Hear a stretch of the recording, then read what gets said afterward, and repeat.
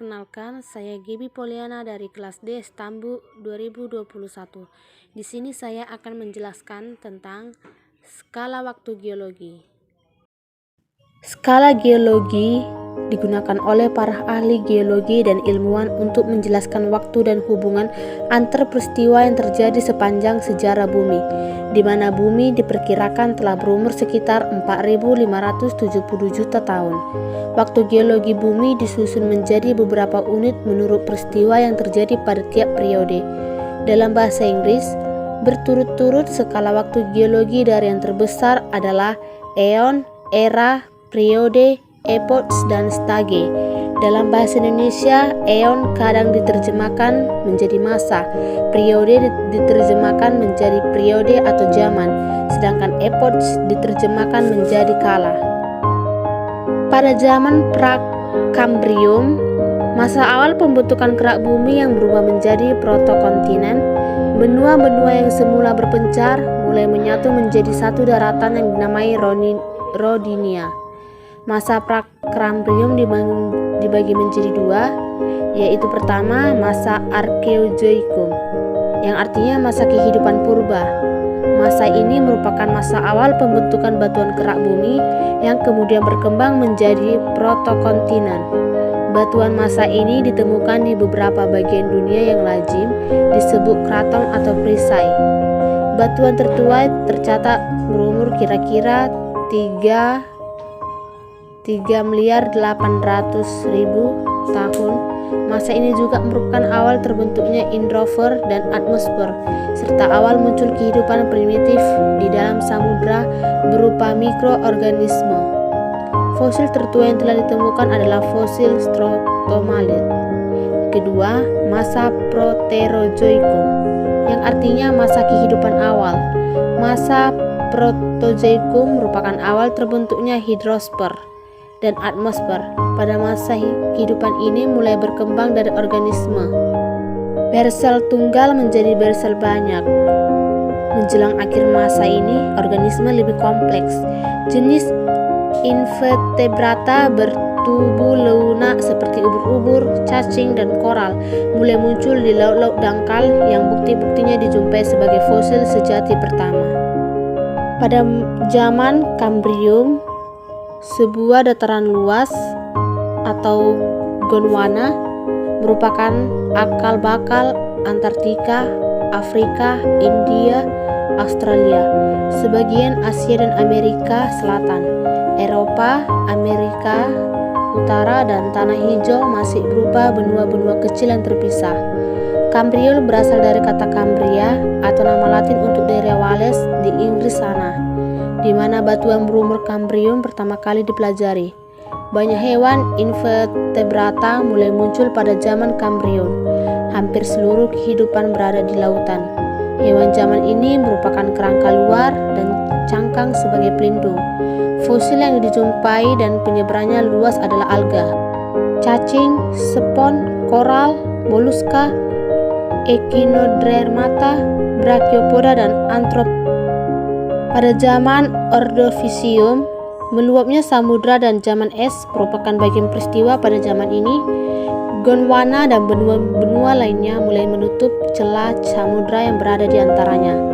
Zaman Ordovisium dicirikan oleh munculnya ikan tanpa rahang atau hewan bertulang belakang paling tua, dan beberapa hewan bertulang belakang yang muncul pertama kali seperti tetrakorar, graptolith, echinoid, astreoid, crinoid, dan bryozoa. Koral dan alga berkembang membentuk karang, di mana trilobit dan brachiopoda mencari mangsa. Graptolith dan trilobit melimpah, sedangkan echinodermata dan brachiopoda mulai menyebar. Pada zaman Silur, deretan pegunungan mulai terbentuk melintasi Skandinavia, Skotlandia, dan pantai Amerika Utara. Zaman Silur merupakan waktu peralihan kehidupan dari air ke darat. Tumbuhan darat mulai muncul pertama kalinya, termasuk Pteridophyta atau tumbuhan paku, sedangkan kalajengking raksasa hidup bermutu di dalam laut. Ikan berahang mulai muncul pada zaman ini dan banyak ikan mempunyai perisai tulang sebagai pelindung. Pada zaman Devon, samudra menyempit, benua raksasa Gondwana menutupi Eropa, Amerika Utara dan Tanah Hijau. Zaman Devon merupakan zaman perkembangan besar-besaran jenis ikan dan tumbuhan darat. Ikan berahang dan ikan hiu semakin aktif. Sebagai pemangsa di dalam lautan, serbuan ke daratan masih terus berlanjut selama zaman ini. Hewan amfibi berkembang dan beranjak menuju daratan. Tumbuhan darat semakin umum dan muncul serangga untuk pertama kalinya. Pada zaman karbon, benua-benua di muka bumi menyatu membentuk suatu masa daratan yang disebut Pangea, mengalami perubahan lingkungan untuk berbagai bentuk kehidupan di belahan bumi utara. Iklim tropis menghasilkan secara besar-besaran rawa-rawa di terisi pepohonan dan sekarang tersimpan sebagai batu bara. Reptilia muncul pertama kalinya dan dapat meletakkan telurnya di luar air. Serangga raksasa muncul dan amfibi meningkat dalam jumlahnya. Pohon pertama muncul, jamur klap, tumbuhan verb dan paku ekor kuda tumbuh di rawa-rawa pembentuk batu bara. Pada zaman Perm, benua Pangea bergabung bersama dan bergerak sebagai satu masa daratan. Lapisan es menutup Amerika Serikat, Antartika, Australia, Afrika, membendung air dan menurunkan muka air. Tetapi iklim kering atau gurun pasir mulai terbentuk di bagian utara bumi.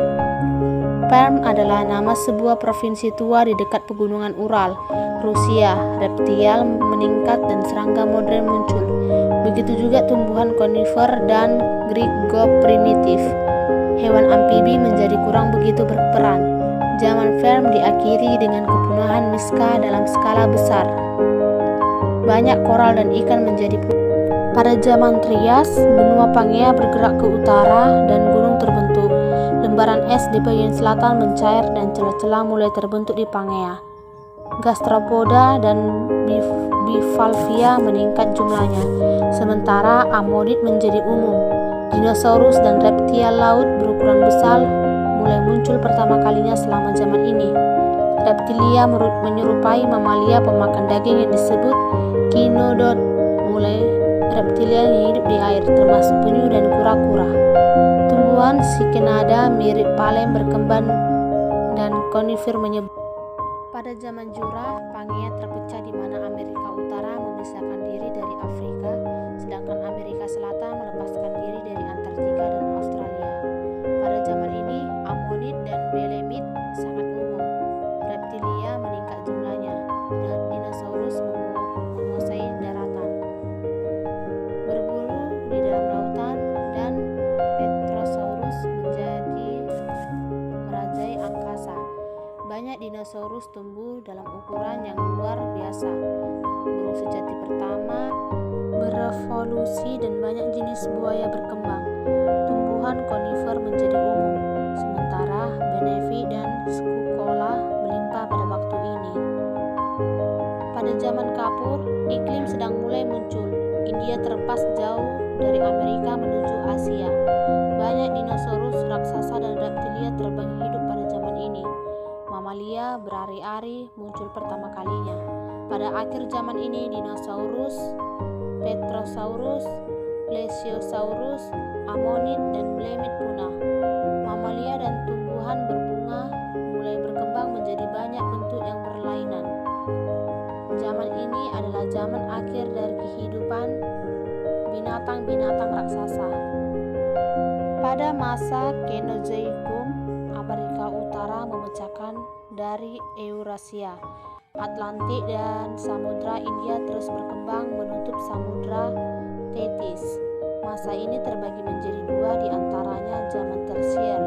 Pada zaman Tersier terjadi perkembangan jenis kehidupan seperti munculnya primata dan burung tak bergigi berukuran besar yang menyerupai burung unta. Sedangkan fauna laut seperti ikan, moluska sangat mirip dengan fauna laut yang hidup sekarang. Tumbuhan berbunga pada zaman Tersier terus berevolusi menghasilkan banyak variasi tumbuhan seperti semak belukar, tumbuhan merambat, dan rumput. Pada zaman Tersier Kuarter, permunculan dan kepunahan hewan dan tumbuhan saling berganti seiring dengan perubahan cuaca secara global. Kedua, zaman kuarter. Zaman kuarter terdiri dari kala Pleistosen dan kala Holosen. Kala Pleistosen mulai sekitar 1,8 juta tahun yang lalu dan berakhir pada 10.000 tahun yang lalu.